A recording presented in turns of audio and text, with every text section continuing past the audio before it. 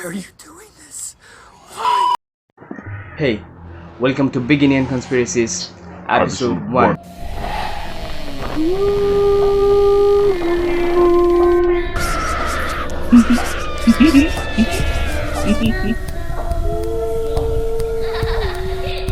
So, in today's video, we're gonna talk about 5 Big Indian Conspiracies. Number 1, the 9 unknown men जिसने illuminati की शुरुआत की थी और वो इंडिया से बिलोंग करते थे. Number 2, Burari deaths. Burari family जिसने 11 मेंबर्स थे और 11 के 11 ने खुद को फांसी लगा दी थी. Number 3, is India still a colony of United kingdoms? क्या हम यूनाइटेड किंगडम्स के अंदर अभी भी एक कॉलोनी बन के है? Number 4, Subhash Chandra Bose is death. Subhash Chandra Bose के डेथ कैसे हुआ किसी को नहीं पता. हर किताब में उसकी अलग अलग डेथ्स की इंफॉर्मेशन है. It has more than 3 reason. Number 5, Gandhi killed Bhagat Singh. Mahatma Gandhi ने भगत सिंह को क्यों मारा?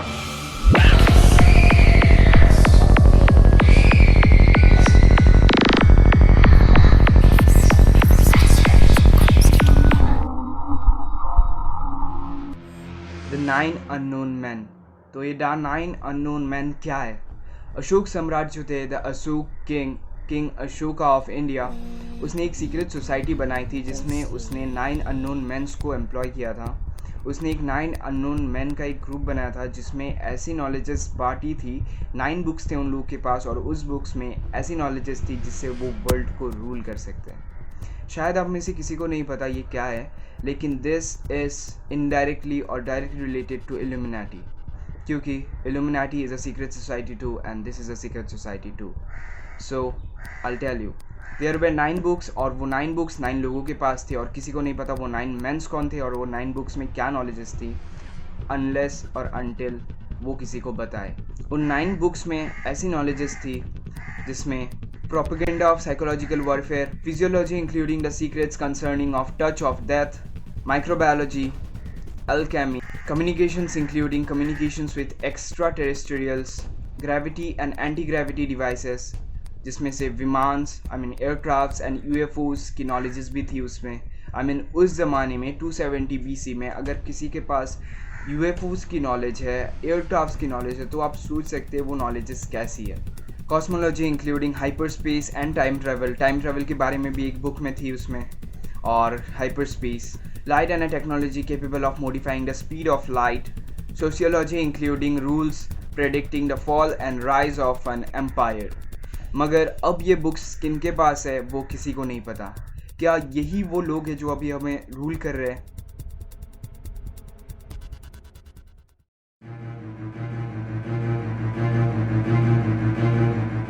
The second biggest conspiracy is the Burari deaths और the Burari कांड. ये एक ऐसा सिचुएशन है, ये एक ऐसा हादसा है और कांड है जिसको बुरारी कांड कहते हैं और ये इंडिया में हुआ था. इसमें एक फैमिली जिसमें 11 मेंबर्स थे और 11 के 11 मेंबर्स ने अपने आप को फांसी लगा दी. क्यों फांसी लगा दी ये कोई नहीं जानता, मगर मानना यह है कि ये उनकी रिचुअल में से एक ऐसी प्रथा है जिसको करने से उनकी जो सोल है वो ह्यूमन बॉडी को छोड़ के एक बहुत बड़ा सुप्रीम एक रूप ले लेगी जिसमें वो सबको कंट्रोल कर सकेंगे. The breaking news is about the recent deaths of 11 family members in Burari in the national capital. After 11 family members of one house were found dead under mysterious circumstances, the crime branch officials have now taken the relatives for questioning. They will be asked to identify the writing on their registers, because if you recall, we've been telling you how handwritten notes to diaries have been recovered, and they're also seeing whether the handwritings match of those 11 family members, or is the handwriting that of an outsider. They're also trying to investigate whether any of the family were under the influence of a godman, if a certain particular family member was taking instructions from a particular godman, because those diary notes have revealed a lot.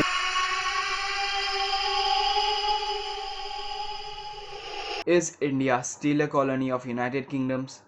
Are we still under United Kingdoms? क्या United kingdoms हमें rule करती है अभी तक? मैं आपको बताता हूँ. जब 1947 में पावर एग्रीमेंट का ट्रांसफ़र हुआ था, जब इंडिया को इंडिपेंडेंस मिली थी, तब पावर एग्रीमेंट ट्रांसफ़र होने के बावजूद एक ऐसी रूल रह जाती है जिसमें इंडिया यूनाइटेड किंगडम्स की एक कॉलोनी बन के रह चुकी है. शायद अभी भी, क्योंकि जब 1977 में क्वीन ने इंडिया विज़िट किया था विदाउट अ वीज़ा, तब लोगों ने ये चीज़ पे गौर किया कि इंडिया अभी तक एक यूनाइटेड किंगडम्स की कॉलोनी में से एक है। और ये भी कहा जाता है कि जन गण मन, जो हम लोग का नेशनल एंथम है, वो क्वीन को एज ट्रिब्यूट दिया गया था, क्योंकि इस एंथम में वही सब स्टेट्स, वही सब प्लेसेस फीचर है जो सब यूनाइटेड किंगडम्स की टेरिटरीज ब्रिटिश के पास थी, और वही सब टेरिटरीज को जन गण मन नेशनल एंथम में फीचर किया गया है ताकि ये क्वीन को एक ट्रिब्यूट दिया जा सके। और ये बात तब सामने आई जब 1977 में क्वीन ने इंडिया विज़िट किया विदाउट अ वीज़ा। और आप समझ सकते हैं कि विदाउट अ वीज़ा उसको क्यों मिला, क्योंकि क्वीन को कभी अपने कॉलोनीज़ को विज़िट करने के लिए कुछ डॉक्यूमेंट की ज़रूरत नहीं है, क्योंकि she is the queen of this place. Number 4, the death of Subhash Chandra Bose. Subhash Chandra Bose की डेथ कैसे हुई किसी को नहीं पता। ऑफिशियल रीज़न ये बताते हैं कि जब सुभाष चंद्र बोस टोक्यो फ्लाई कर रहे थे तब उनका प्लेन क्रैश हो चुका था और उनकी बॉडी इतनी बुरी तरीके से जली कि आज तक उनको कभी उसके बॉडी के स्कम्बिंग पार्ट्स नहीं मिले।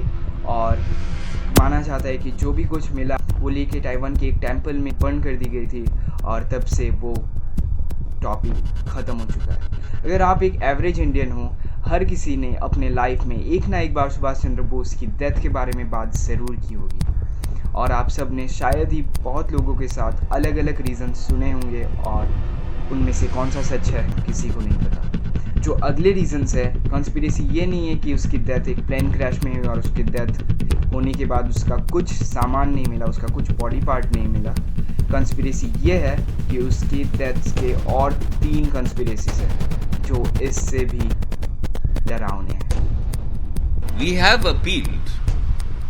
In fact, Netaji's daughter, Anita Bose Pfaff, has also written to the Honorable Prime Minister on the 22nd of August, requesting him to conduct a DNA test of the remains, ashes kept at the Renkoji temple in Japan. That would give a very clear picture as to what happened to Subhash Chandra Bose after 18th August 1945.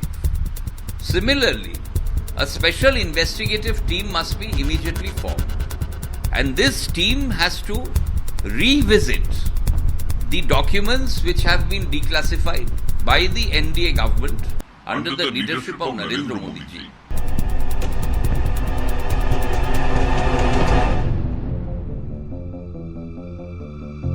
Conspiracy number 5, Mahatma Gandhi, जिसको हम सब अपने nation के father के रूप में देखते हैं। We follow him as a father of the nation. We think he is a great freedom fighter, और not even in India, India के बाहर के लोग भी उनको काफ़ी ज़्यादा फॉलो करते हैं, काफ़ी हद तक। महात्मा गांधी बहुत कहते थे अहिंसा, एंड वो बहुत सेल्फलेस थे। क्या सच्ची में वो बहुत ज़्यादा सेल्फलेस थे? भगत सिंह को मारने में महात्मा गांधी का हाथ था, क्योंकि भगत सिंह एक बहुत अच्छा फ्रीडम फाइटर था और वो काफ़ी लोग को इंस्पायर करता था, बहुत ज़्यादा लोग उसे फॉलो करते थे और बहुत ज़्यादा लोग उससे इन्फ्लुएंस होते थे।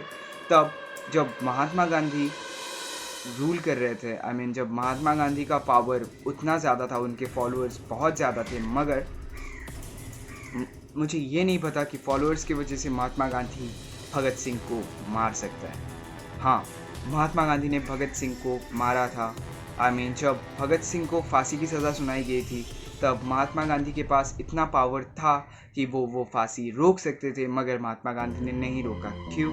क्योंकि वो डरते थे कि लोग उसे फॉलो करने लगे, और महात्मा गांधी को भगत सिंह का स्टाइल पसंद नहीं था, वो अहिंसा पे नहीं चलते थे। अगर भगत सिंह रहता, शायद वो महात्मा गांधी से भी आगे चला जा सकता था, क्योंकि जिस तरीके से लोग उसे फॉलो करने लगे हैं, तो महात्मा गांधी इस वजह से भगत सिंह का डेथ को नहीं रोका। उसने मरने दिया भगत सिंह को, ताकि महात्मा गांधी अकेला रूल कर सके, अकेला फादर कहला सके। बापू, मैं भगत सिंह के विचारों की सराहना तुमने क्यों की जवाहर, और वो भी कांग्रेस बुलेटिन में? मैं चाहता था कि उस पर डिबेट हो, चर्चा हो। चर्चा? तुम जानते हो उनके तरीके कांग्रेस के मूल सिद्धांतों के विरुद्ध हैं। भूल हो गई, किंतु आपके सामने एक बात जरूर लाना चाहूंगा।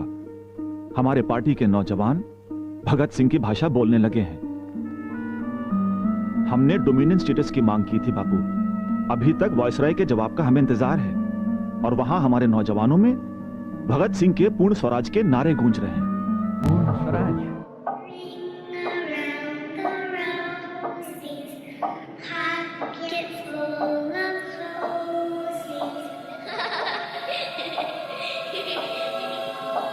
Citizen.